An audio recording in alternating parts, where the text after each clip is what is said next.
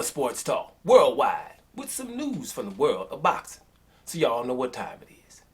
You ain't in a rush to get concussed, baby.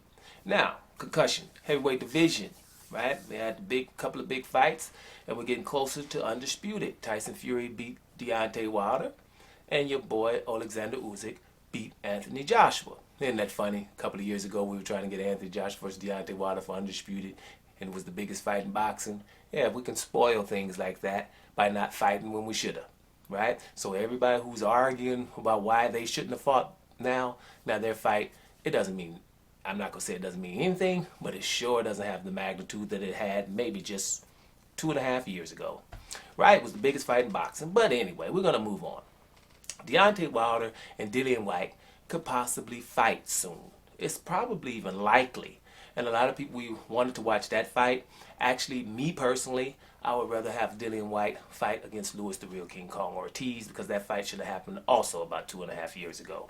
But okay, we are where we are, and a lot of people move on. So where we are right now is Dillian White is going to be probably going to be a ruling coming soon, and Dillian White is going to probably be the mandatory. And they're going to probably force Tyson Fury to fight him, his mandatory challenger. Now, here's where Deontay Wilder comes in. Tyson Fury should be allowed to fight for undisputed. If Alexander Usyk beats Anthony Joshua, then Tyson Fury and Alexander Usyk should be able to fight for undisputed. It should trump everything, but lots of times it doesn't. So, if they mandate Tyson Fury to fight Dillian White, and Frank Warren, Tyson Fury's manager or promoter, is saying, hey, Tyson Fury going to do what the hell he wants to, which he probably will, and still fight Alexander Usyk. So in that case, that vacant belt would be there for the WBC, and that would probably be Dillian White versus the number one, which is still Deontay Wilder, right? So that's how that can happen. Now, me personally, I'd rather Dillian White either fight Arthur Wallen, or like, because he pulled out of the fight with a shoulder injury, he shouldn't be able to pull out of a fight and then go straight to a bigger fight. I think that he should have to fight Arthur Wallen or Ortiz, who nobody's paying attention to, but he's high in the rankings, right? But, you know, that's probably not going to be the case. So if that's not the case, then Dillian White and Deontay Wilder will probably fight for that vacant belt. Now, as far as Deontay Wilder goes, we haven't talked about him in a while. I think Wilder needs a long break. I think because, you know, when you have a dent in your head, I don't know if that's going to, you know, have any kind of issues with his punch resistance.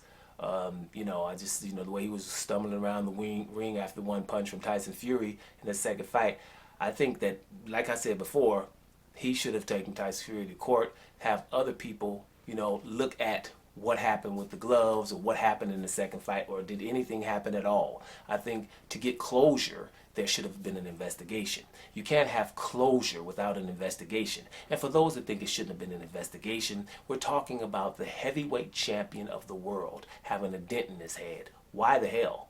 We can't investigate that. There's things that's, you know, smaller things, you know, that get investigated. I think we should have had an investigation there, and then everyone, both sides of this equation, would have had closure, but we didn't. So now Wilder jumping back in here, fighting anybody. I don't know if Wilder's going to ever, to be honest with you, y'all know I roll with some Deontay Wilder, but I'm not sure if he's going to ever be the same, because when I'm looking at him stumbling around in these early rounds, in the second fight with Tyson Fury, he was tired in round 1 and 2, and the third fight, tired in round 1 or 2.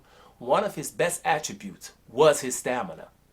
If you just take that out of the equation, then all the other stuff, you know, the things that he lacks, you know, then they're compounded, you know, magnified. So I think he needs to take a longer layoff, to be honest, but we'll see what happens. Now, like I said before, WBC should allow undisputed fight. So let's see, maybe all this is a moot point, but it's just interesting, right? Let me just read you some of the things that's in the article. You know, the article, you know, was saying, you know, that Deontay Wilder versus Dillian White in play if Tyson Fury rejects the WBC ruling. Let me read through it, you know, maybe a paragraph or two.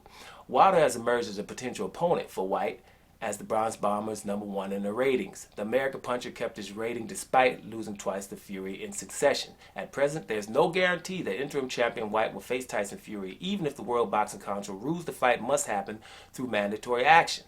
That's the view of Fury's UK promoter Frank Warren. The Hall of Famer says Fury will ultimately choose if he wants to defend the belt against White.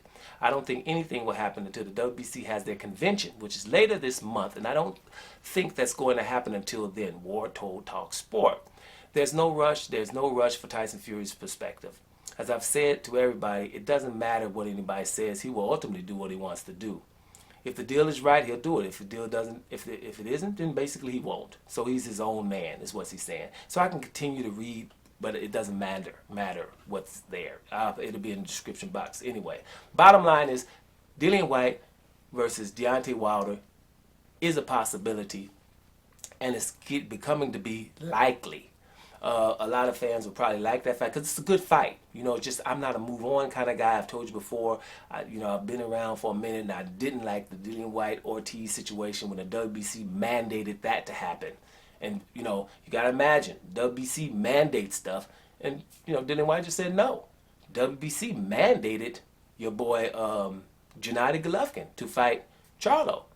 He just said no.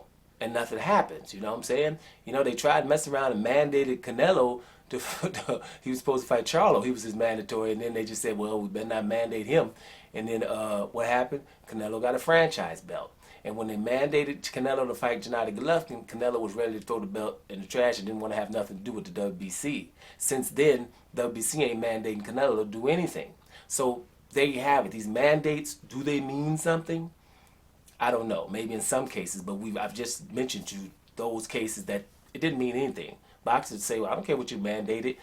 I'm an A-side. I'm a big-time star. I don't have to do that. And people will find out that these stars don't want to fight people, and they don't get mad at them. What they do is get mad at you for bringing the information. So with that being said, we don't know what the mandate gonna bring. But it's still, I thought it was news. Your boy Dillian White might fight Deontay Wilder. What the hell you think? Doma Sports Talk Worldwide. And I'm out of here, y'all.